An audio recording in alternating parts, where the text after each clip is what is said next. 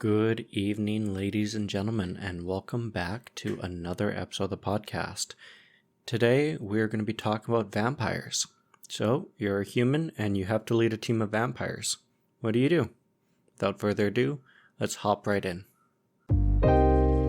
Hey leaders, I'm your coach Adam. Here to have an honest talk about leadership, the obstacles you might face, and how to refine your leadership skills to help you become the leader I know you are. So let's grab a drink, sit back, relax, and have a chat. As we all know, October is here, and currently Halloween is just around the corner. So in looking into the vaults of leadership and all the things that we're going to be discussing in the future, something really kind of kept popping up, which was vampires. And particularly, how do you lead a team of vampires? Because there's a lot of misconceptions and a lot of things that you can do as a human leader to kind of help your supernatural colleagues and team members aspire to greater heights. So to kind of get into it, let's chit-chat a little bit about what is a vampire? So a vampire is a supernatural being that is generally deemed cursed by a higher power. In most civilizations, we call this God. It could be really any supernatural power. We don't really kind of get into that here on this podcast. That's much more of a vampire discussion that you can have at your own discretion. And there are some lovely books out there that kind of go into a little bit more detail. Particularly Bram Stoker is a writer that is quite understanding and knowledgeable about this subject. But they are supernatural beings that are cursed by a higher power to live on our mortal plane for the rest of their life or until they are killed either by accident, they themselves just had enough, or a vampire hunter has come out and murdered them. These individuals have supernatural powers and do have a lot of limitations placed on them that we as leaders need to be aware of if we're going to be leading them. As well as an issue that their main food source is the blood of humans. So they particularly prey upon humans, which is problematic, especially from a leadership perspective, because you yourself are in fact human. So if they prey upon you, one of two things is going to happen, which both are kind of iffy if they're good or bad. One of which being is that if you are indeed a virgin, you will be turned into a vampire, which is good in some cases. Some people really want that. In another sense, if you're not a virgin, you will be turned into a ghoul and then forced to serve your vampire overlord for the rest of your unholy life, which is a little bit problematic when we take a look at it from a leadership perspective, because we are supposed to be leading them. They're not supposed to be leading us. So to kind of get into it, a good rule of thumb is don't let them drink your blood. I would not recommend that, because then the power dynamic really shifts in the relationship. And that's something that we as leaders really don't want to do. To kind of elaborate a little bit more about vampires, we're going to talk a little bit about their weaknesses. And so, one, vampires are allergic to garlic. That is something we have to be aware of. So if we have our vampire colleagues in a building, we have to make sure that we have a strict allergy ban on garlic. Don't hang garlic up on doorways. I don't want to see garlic salt in the break room. Just a very strict ban, because to kind of equate it, garlic is like a peanut allergy to humans. It has a very adverse reaction. Generally speaking, they don't like it.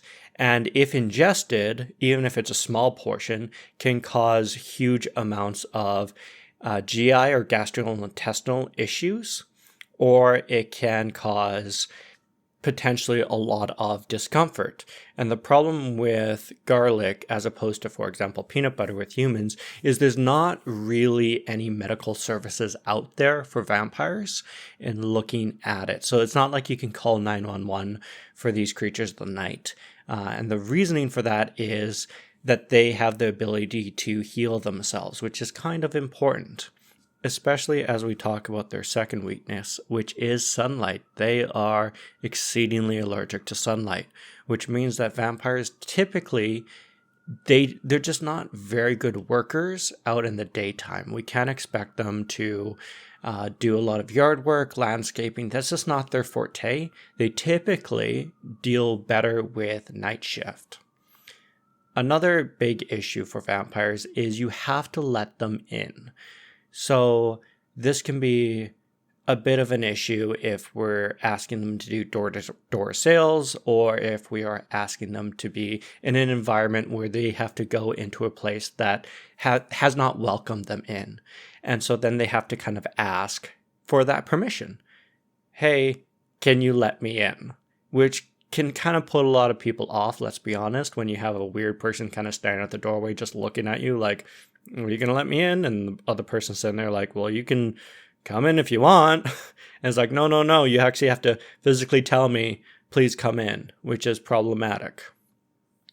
And then the last one that we're really going to touch on, and this one's quite a classic one, but is a little bit misunderstood, and that is mirrors and reflections.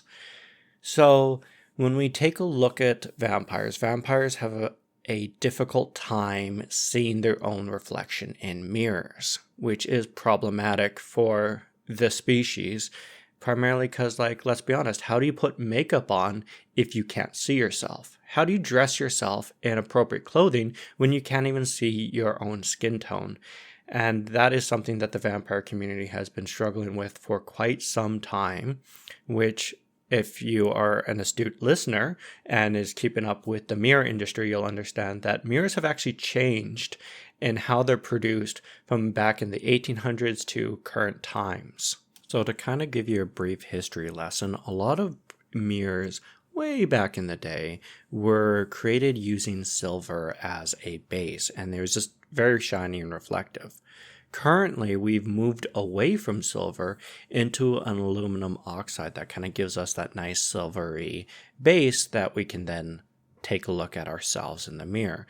And it's been that transition that has allowed a lot of vampires to see themselves in the mirror, which is quite a good thing, again, for the fashion industry. For you fashionitos that currently have vampire colleagues, you know what I'm talking about.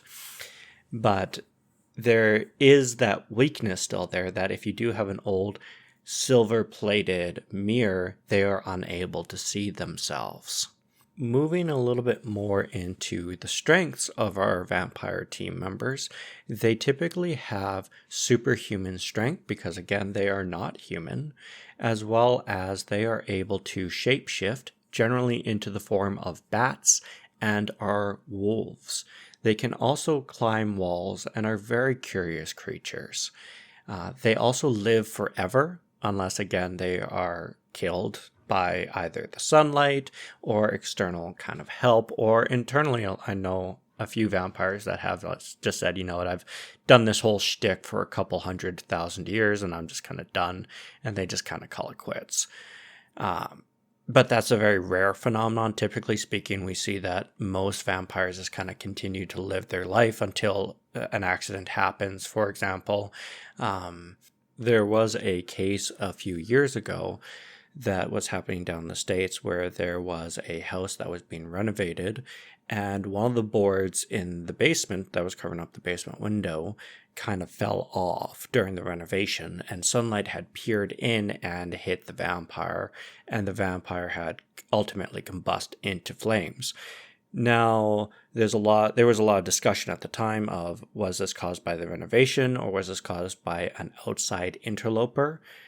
There was a lot of a suspicion at the time that there was a vampire hunter in the area that had actually loosened the board and kind of had allowed that to happen.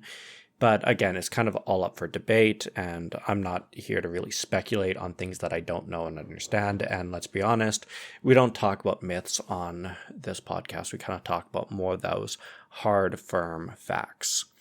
So anyways, kind of coming back to it because I'm digressing. Vampires also have the ability to manipulate their victims, and they do this primarily as a way and source to feed them. So if you remember, I talked about how they need to be let into a house and or building. Well, typically speaking, vampires can use hypnosis or other mind control techniques to entice their victim to say, hey, please come in, which once that happens is kind of all over for their victim. So as leaders, we do have to be mindful that they do have that mind control ability. And also, something just to be aware of is these abilities can kind of vary from vampire to vampire.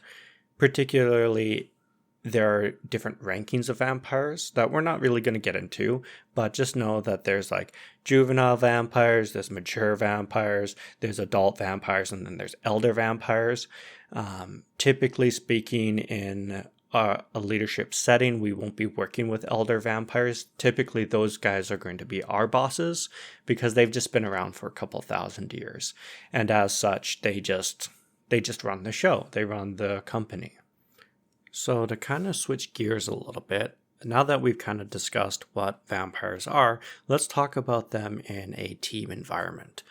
So vampires and humans generally don't really get along, and that's where we as leaders have to step in and create that cooperative environment, create that environment where both species can get together and work together in a very comfortable and safe manner.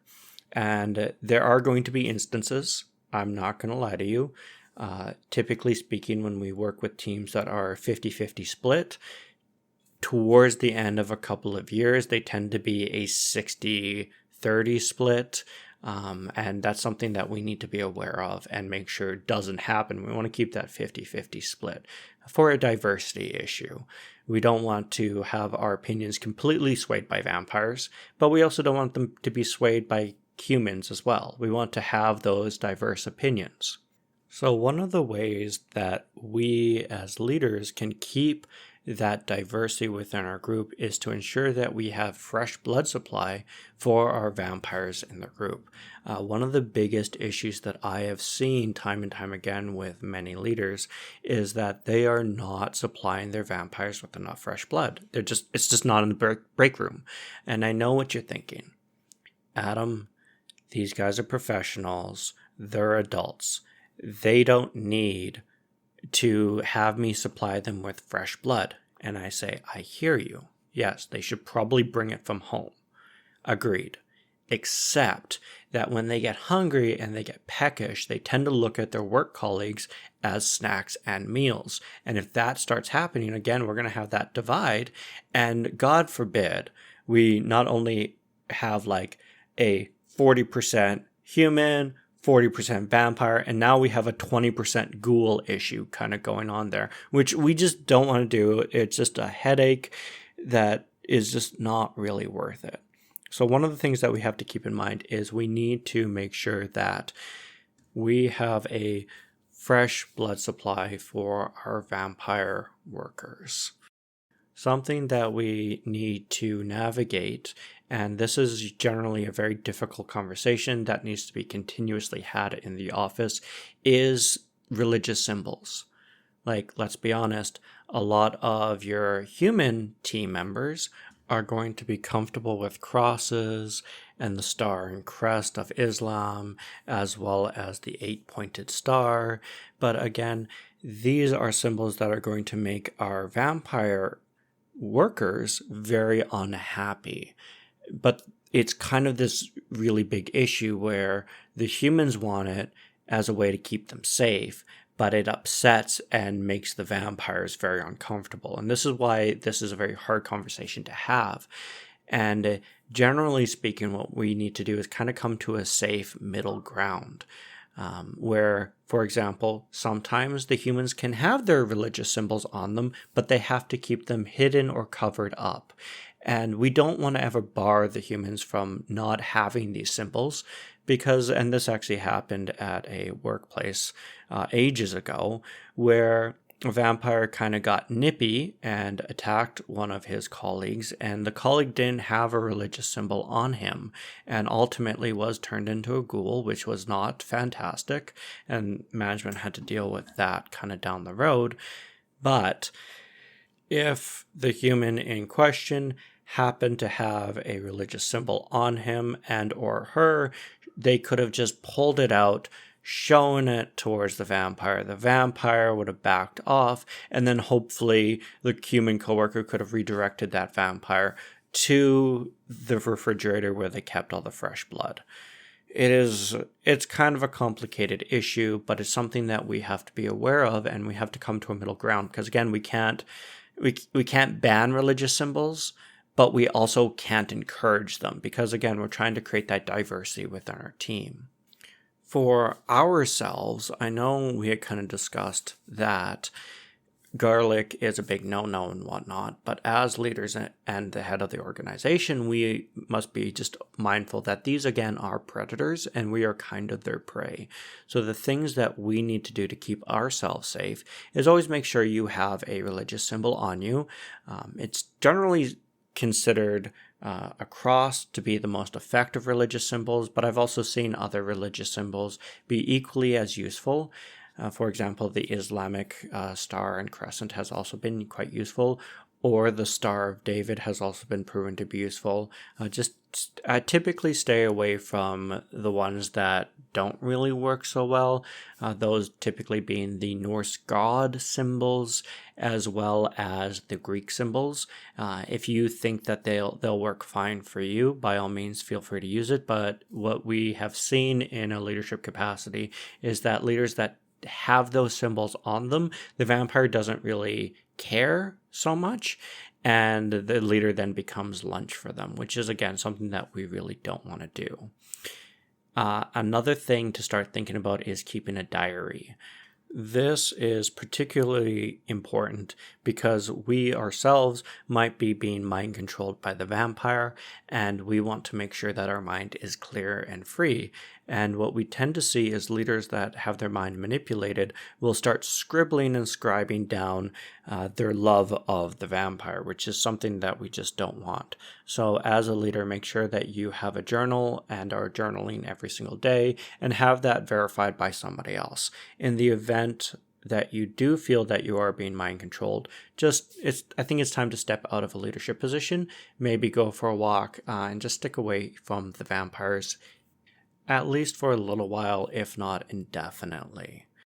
And then if we are to shift the conversation more towards helping our vampire team members, something to consider is that vampire motives kind of differ from vampire to vampire to vampire.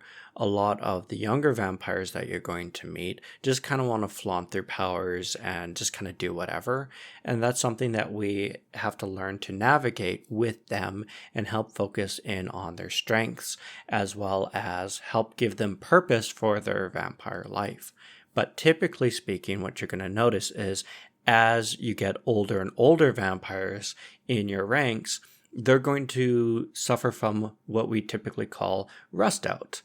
And this is caused by just being around for just way too long and doing kind of everything that they've wanted to do for a couple 100 years, and now they're just bored. And in that case, we as leaders need to be very mindful of giving them purpose, kind of helping them find where they want to go with their lives, and helping them really see a future that they kind of want, because a lot of those older vampires just kind of lack that vision, lack that future, and that's something that we kind of have to be aware of in regards with working with our vampire colleagues. There are some liability issues that we've kind of addressed already, primarily being that we ourselves might get turned and or our human colleagues might get turned. There's also a big issue of racism against vampires by humans. It is understandable, but it's something that we still ultimately have to address and will continue have to work on kind of moving forward. And then there's also a big concern about vampire hunters. They are the natural predator of vampires, and we kind of just have to be aware of that. If we take on colleagues that are vampires, then we might have some suspicious individuals floating around our organization that we may have to dispatch. So it's kind of important to educate security, if you do have a security team, in regards with what vampire hunters are and kind of the telltale signs to kind of look out for in regards to them. But other than that, we're going to kind of wrap up this Halloween episode here on kind of vampires and how to lead vampires. And I know that this is a very big conversation that we could discuss for quite some time, but this is kind of more of a help you step your toe into this leading world of the supernatural. With that, I'm going to end it here and say make sure that you keep yourself safe this Halloween, and I shall see you guys in the next episode. Take care. If you've enjoyed this podcast, please subscribe, give it a like, and share it with a friend. And if you're ready to take the next leap and improve your leadership skills, head over to www.seatingthelead.com and book your free coaching session today.